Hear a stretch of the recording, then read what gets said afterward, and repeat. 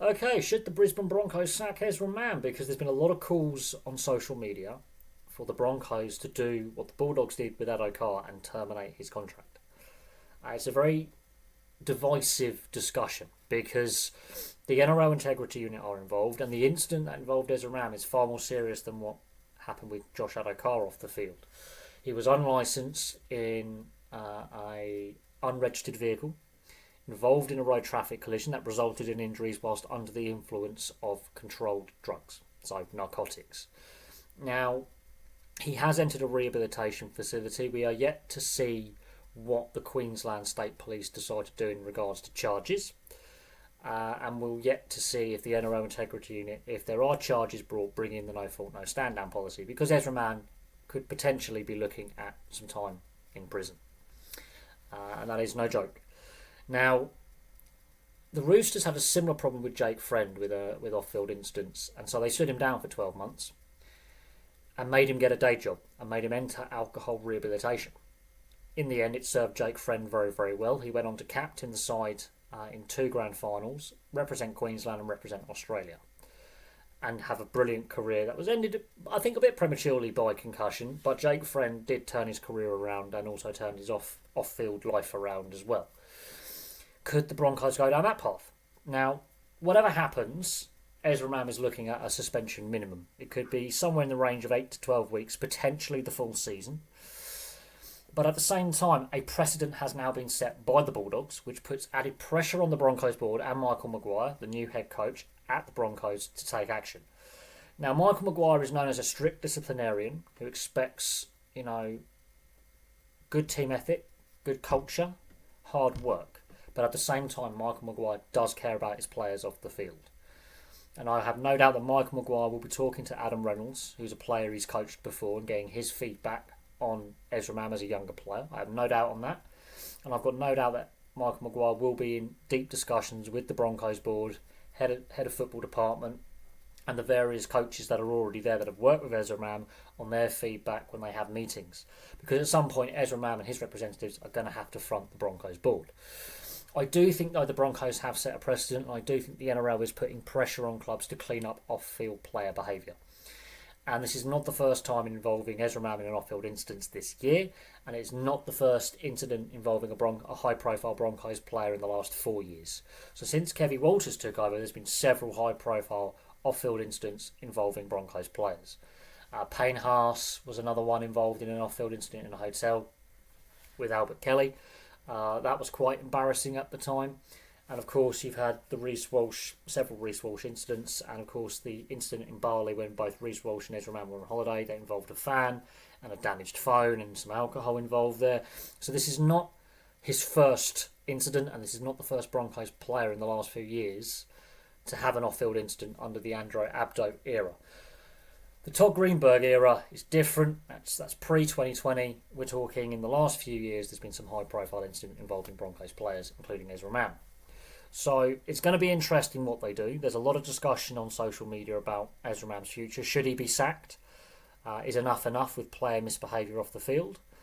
Or, as he's a younger player who needs a bit of guidance, and I think Madge as a head coach could be the right coach to give that guidance, a bit of a stricter kind of father figure kind of coach. Kevin Walters was too friendly with the players and too relaxed. A lot of off-field incidents. The culture's got to change, and that's clear and obvious. I think Michael Maguire is the right guy to bring in to change the culture. He, as I say, strict disciplinarian, believes in a good, healthy, positive culture. Will expect his players to work hard, turn up fit, work hard, work for each other, but at the same time does have a lot of care for his players. He wants his players to do well.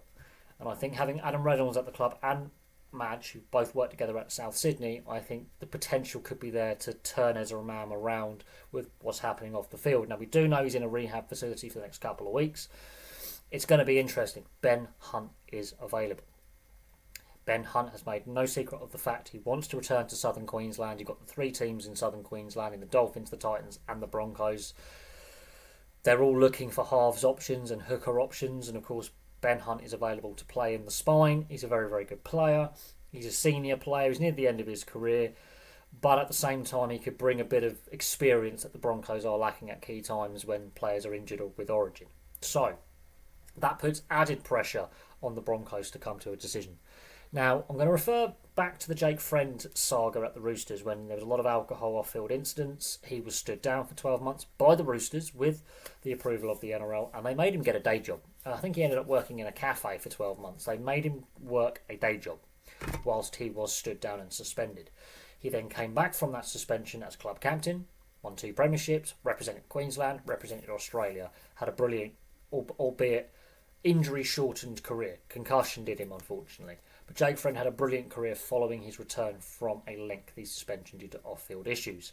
He was a young player at the time. The Roosters didn't want to give up on him, turned him around, and he had a brilliant career after. Could Ezra Mam be that same kind of rehabilitation story? We shall see, but there's a lot of calls from a lot of fans saying he should be sacked. And they're right in those calls at the same time. There's no wrong answer here because of what the Bulldogs have done with Josh Addo-Carr for a less serious but still serious offence. So it's going to be interesting. I mean, what are your views on the Ezra Mam situation? Should the Brisbane Broncos sack him? Should they do what the Roosters did with Jake Friend? Deliberately stand him down for 12 months, get him rehabilitated, so go through rehab, get him working on a day job, be it on the tools, in a cafe, in a shop, in a warehouse, whatever it may be.